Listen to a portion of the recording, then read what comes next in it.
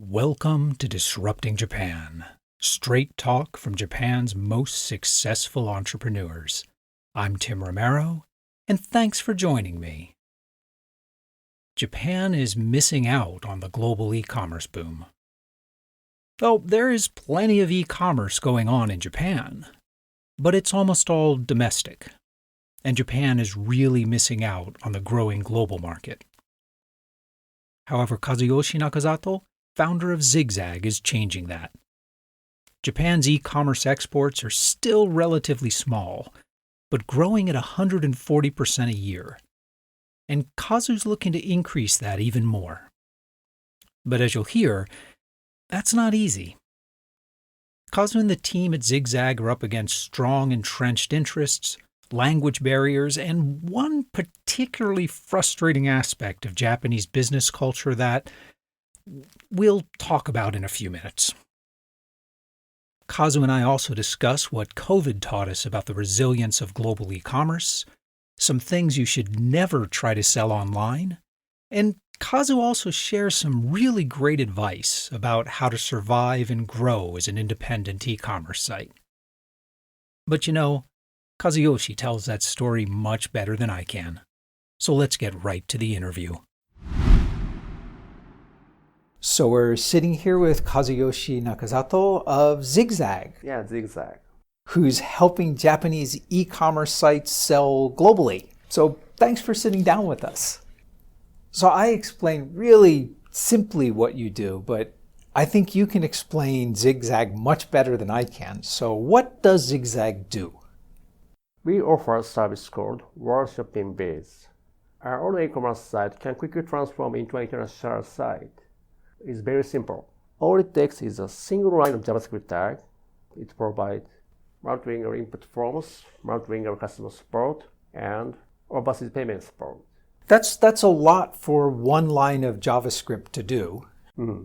So it covers the translation, payments, logistics? Yes, shipping. Okay, wow. And you handle like returns? Returns, yes. And 200 countries. So tell me about your customers. Who's using Zigzag? What kind of e-commerce sites? Fashion, cosme, anime, and entertainment site. For example, Japanese apparel is Beams and Tower Records, about 2,500 website. So that's quite a range. So is it mostly the bigger sites like Tower Records and Beams, or are there small independent sites also using it? Yeah. For example, in Fukuoka's very, very small apparel shop, and in Chiba, bowling maker site. Like bowling ball maker? Yeah, bowling ball. Very, very heavy. I was going to say that's heavy. really expensive to ship. Yeah. FedEx or DHL air ship. Exporting bowling balls. Are like Japanese bowling balls like really high quality or something? Maybe. Customer is living in Saudi Arabia. Okay. Where are the biggest export markets? Where are they exporting to? Number one is USA. Number two is Hong Kong and Taiwan and China. That's interesting. Okay, before we dive deep and talk about e-commerce in general, I want to back up a little bit and talk about you.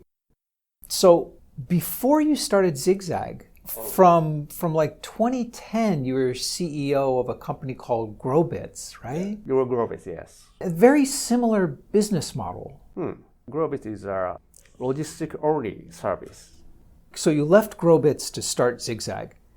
So what was the difference between like Growbits and Zigzag? Because they're both focused on consumer-facing exports for Japanese e-commerce sites. So what's the big difference between the two? Growbits is not my company. Well, that's an important difference. Yeah. And service is providing logistic only. Zigzag is customer support and payment and logistic support. Oh, okay. Yes. So you left to form like a more full-service company. And so you've been running Zigzag since 2015, right? 8 years. 8 years, yeah.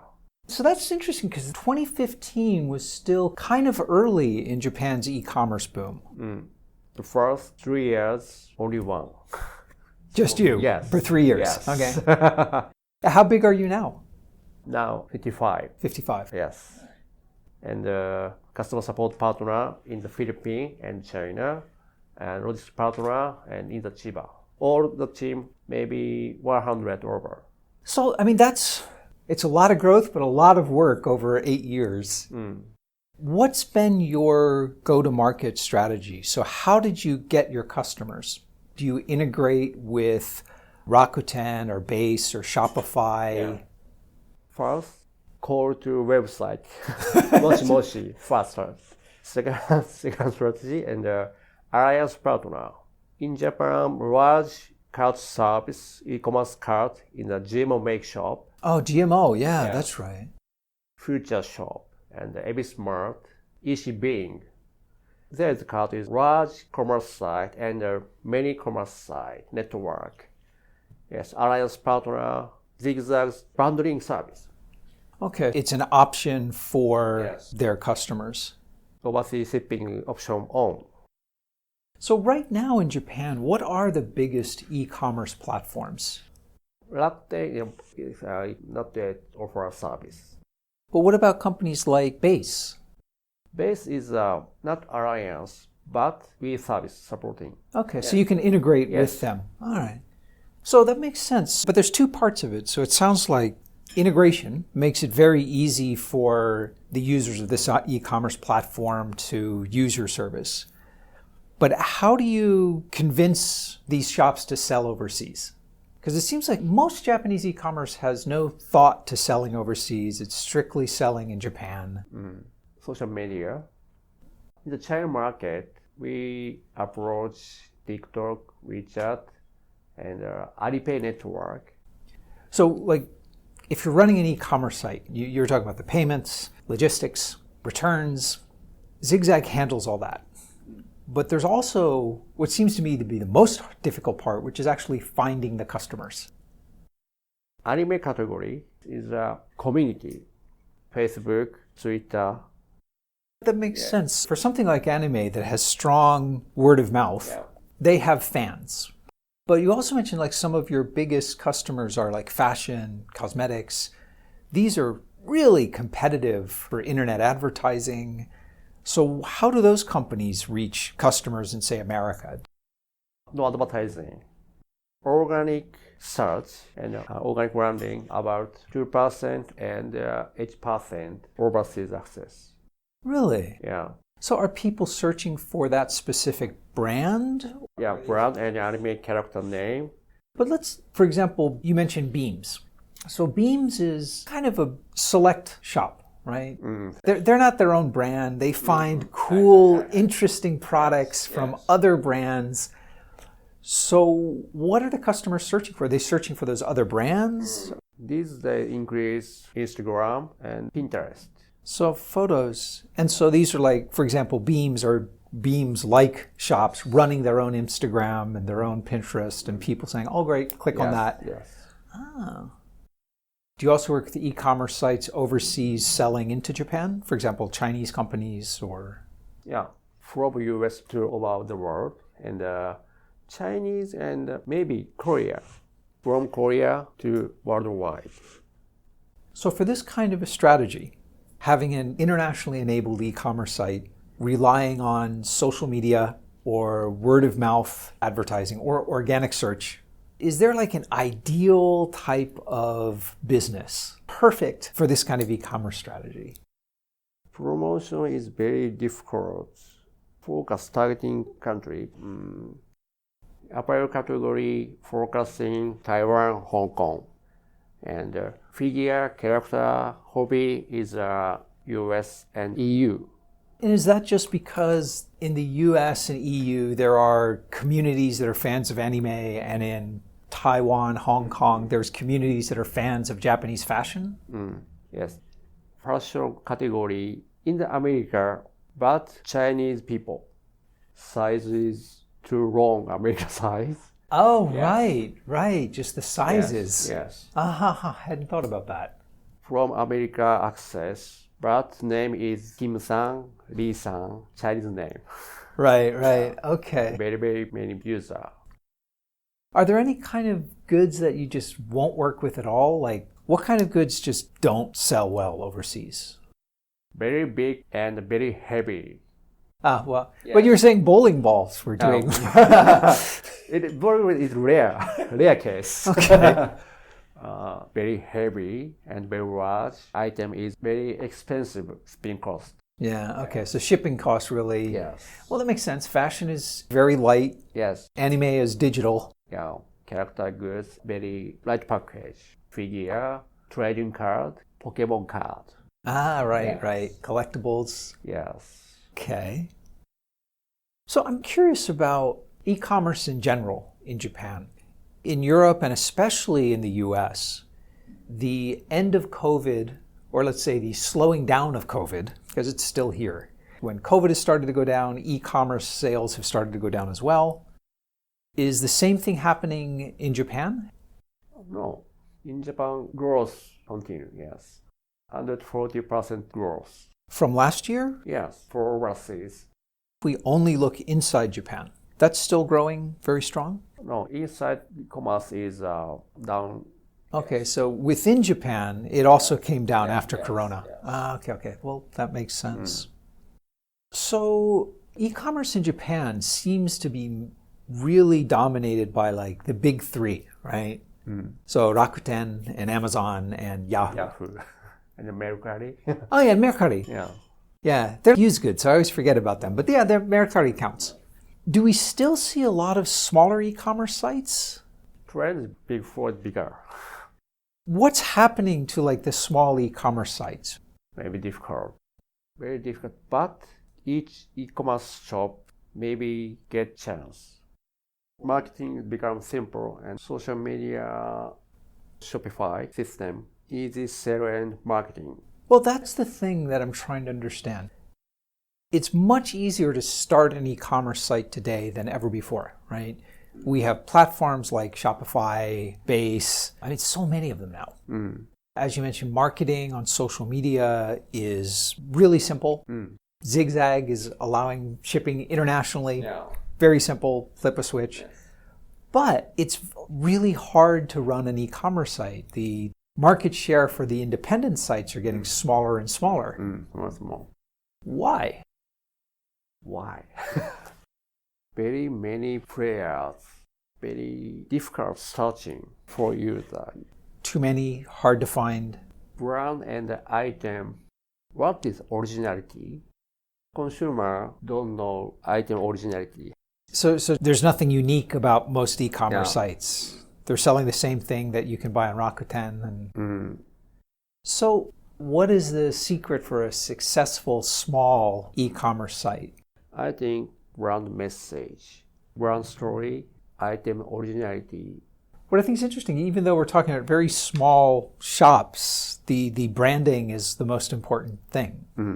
So they're doing something unique. They have a unique brand in people's minds, even if they're small and only selling a few goods. That makes sense. I've noticed that, so for example, in China, there is huge interest in Chinese e-commerce sites selling to the world. Shein. Yeah, for example. Yeah. I mean, they're an exceptional example. Yeah. Cheap item, fast cycle. Yeah, they're an exceptional example of that. But even like all these little factories are on Alibaba, or they have independent sites, they're really aggressive in selling to the rest of the world.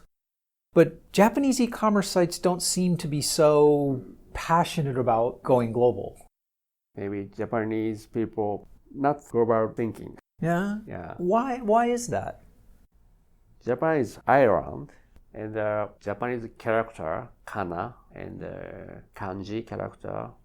Yeah, but I mean, China uses kanji too. It's a Chinese characters. Sure. I mean, Maybe that's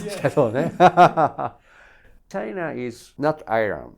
yeah, well, that's true. Yeah, it's a big country. What's the best way to change that way of thinking?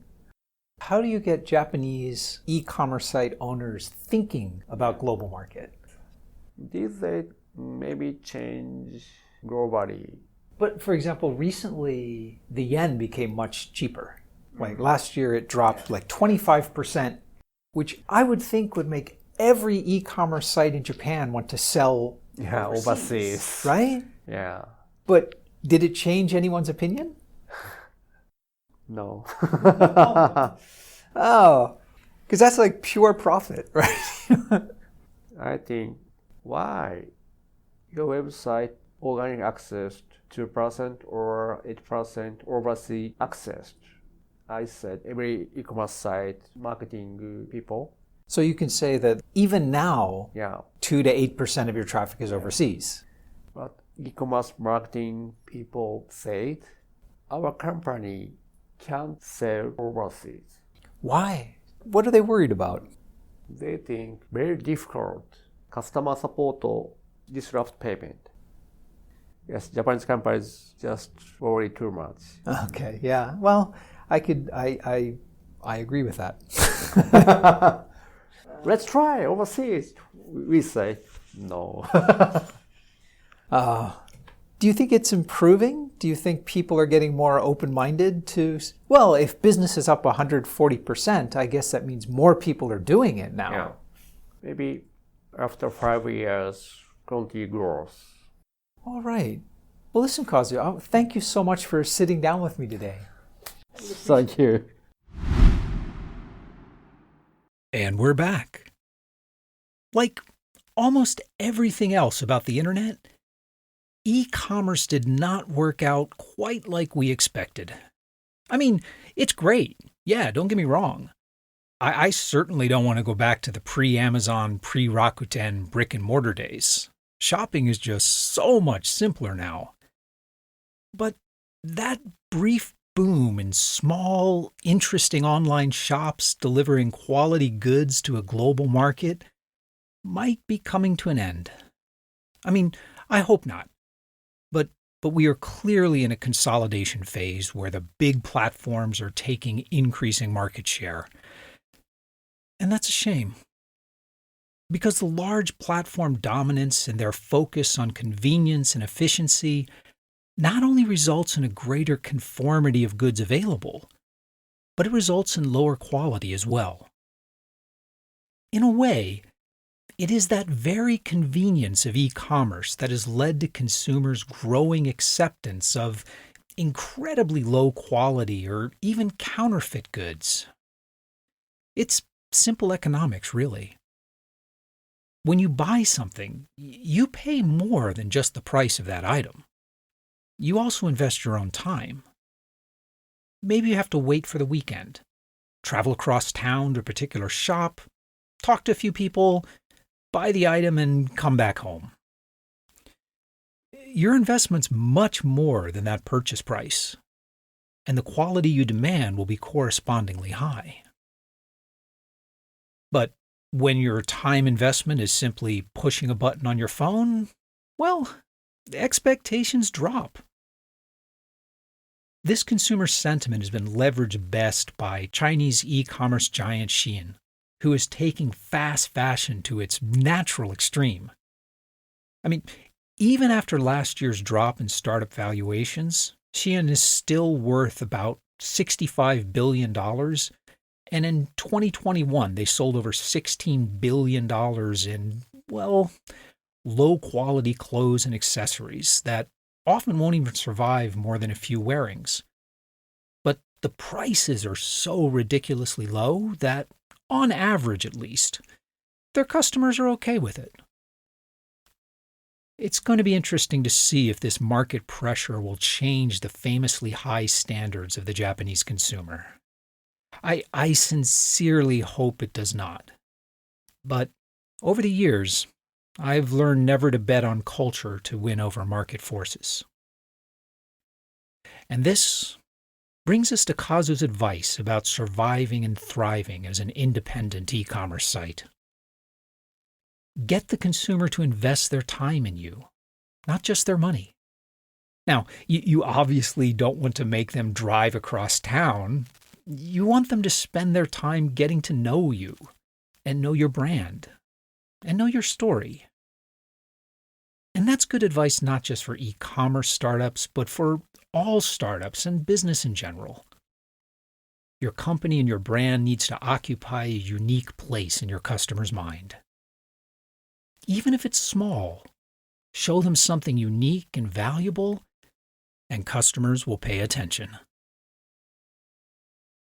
If you want to talk more about e-commerce or brand building, Kazu and I would love to hear from you. So come by disruptingjapan.com/show 201 and let's talk about it. And hey, if you enjoy the show, share a link online or just tell people about it. In this age of over-the-top hype, you'd be amazed how much power a simple, honest recommendation has. But most of all, thanks for listening. And thank you for letting people interested in Japanese startups know about the show. I'm Tim Romero, and thanks for listening to Disrupting Japan.